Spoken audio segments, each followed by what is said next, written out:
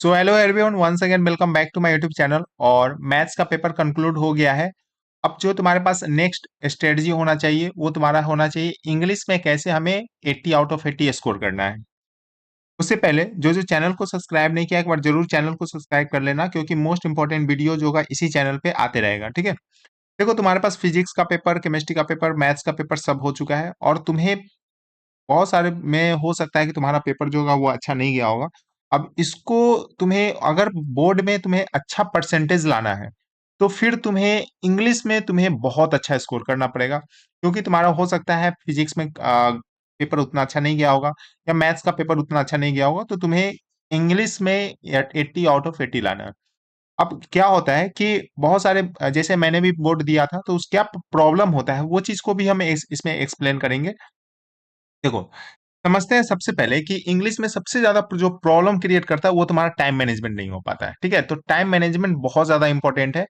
अभी देखो, day wise plan हम सबसे पहले बता दें किस तरीके से तुम्हें करना है सारी चीज।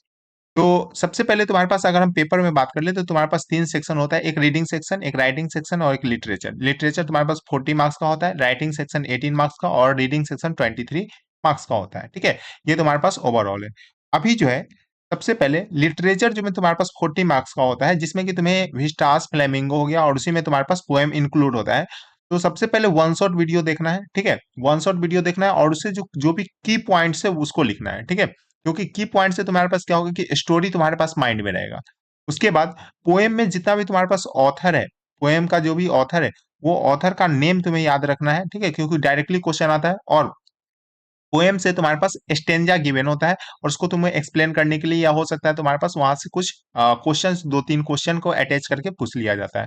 तो पोएम भी इंपॉर्टेंट है। फ्लेमिंगो और विस्टास में सबसे पहले तुम्हारे पास जितना भी स्टोरी है उसका वन शॉट वीडियो देखो, कीवर्ड्स लिखो। ठीक है, कीवर्ड्स तुम माइंड को रखो, क्योंकि कीवर्ड्स जो होगा तुम्हारे पास जब तुम एग्जाम देने जाओगे उससे भी पहले तुम एक बार माइंड में देख सकते हो क्या क्या वर्ड जो है तुम्हें लिखना है एग्जाम में, क्योंकि पेपर प्रेजेंटेशन भी इंग्लिश में बहुत ज्यादा इंपॉर्टेंट होता है।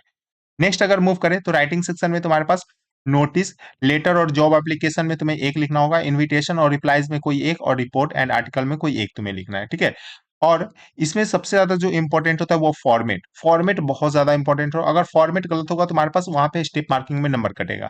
तो इसमें फॉर्मेट बहुत ज्यादा इंपॉर्टेंट है। हम वीडियो लाएंगे, ठीक है, नोटिस का चाहे लेटर का जो भी होगा वो हम इंपॉर्टेंट वीडियो जो होगा वो हम लाएंगे, इसलिए बोले चैनल को सब्सक्राइब करके रखना। ठीक है, अब जो है इसमें हम रिकमेंडेड करेंगे जॉब एप्लीकेशन लेटर में और जॉब एप्लीकेशन में जॉब एप्लीकेशन को, क्योंकि वहां पे तुम्हारे पास एक जो होता है तुम्हारे पास बायोडाटा जो रिज्यूम होता है वो भी ऐड होता है, जिसके कारण तुम्हारा जो होगा पेपर जो होगा वो उसमें तुम्हारे पास जो स्पेस है वो ज्यादा हो जाएगा। ठीक है, तो वहां पे मार्क्स इजिली तुम्हें मिल सकता है। ठीक है, इस तरीके से क्या इंपॉर्टेंट है, किस टाइप का क्वेश्चन पूछा जाता है वो भी हम तुम्हें बताएंगे नेक्स्ट वीडियो में, तो चैनल को सब्सक्राइब करके रखना। चलो नेक्स्ट देख लो। सबसे पहले उसके बाद तुम्हारे पास रीडिंग सेक्शन हो गया। रीडिंग सेक्शन 22 मार्क्स का होता है, जिसमें कि तुम्हारे पास दो पैसेज होता है। पैसेज में सबसे मोस्ट इंपॉर्टेंट है कि तुम्हें पैसेज को प्रैक्टिस करना पड़ेगा। ठीक है, क्योंकि पैसेज जो होता है तुम्हारे लिए एकदम नया होगा, स्टोरी उसमें कुछ भी तुम्हारे पास इससे पहले तुम नहीं पढ़े होगे उस टाइप का तुम्हारे पास स्टोरी होगा गिवन, और इसी में से तुम्हारे पास क्वेश्चन गिवन होता है, उसमें से तुम्हें लिखना पड़ता है। तो पैसेज वन और पैसेज टू दो अलग अलग टाइप्स का क्वेश्चन आता है। ठीक है, तो पैसेज वन को कैसे लिखना है, पैसेज टू को कैसे लिखना है वो हम नेक्स्ट वीडियो में बताएंगे। ठीक है, नेक्स्ट अगर हम बात कर लेते हैं डे वाइज प्लान में, तो डे वन मतलब आज में तुम्हें केवल और केवल पैसेज को कंप्लीट करना है, क्योंकि तुम्हारा माइंड जो होगा वो बहुत टायर्ड हो चुका होगा, मैथ्स का पेपर देकर आए होगे। तो ज्यादा तुम्हें कुछ नहीं करना है, तुम केवल पैसेज को कंप्लीट कर लो, 4 से 5 पैसेज को सॉल्व करना है आज।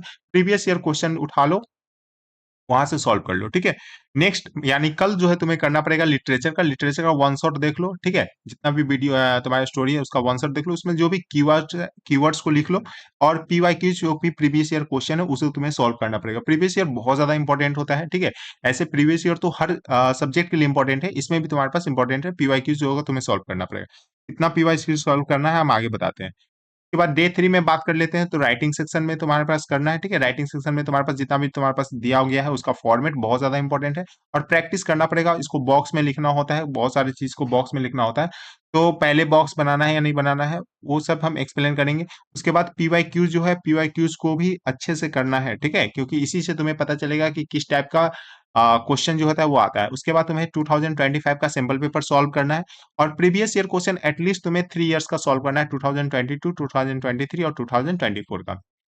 इतना करोगे तभी तुम्हारे पास तुम्हारा एक आइडिया लगे, और ये जितना भी तुम क्वेश्चन सॉल्व करोगे वो तुम्हारे पास 3 आवर्स का टाइम मैनेज करके, क्योंकि इसमें टाइम मैनेज नहीं होता है, बहुत लिखना होता है, तो समय कम मिल जाता है और तुम्हारा पेपर भी छूट जाता है आते हुए भी। ठीक है, तो टाइम मैनेजमेंट बहुत ज्यादा इंपॉर्टेंट है।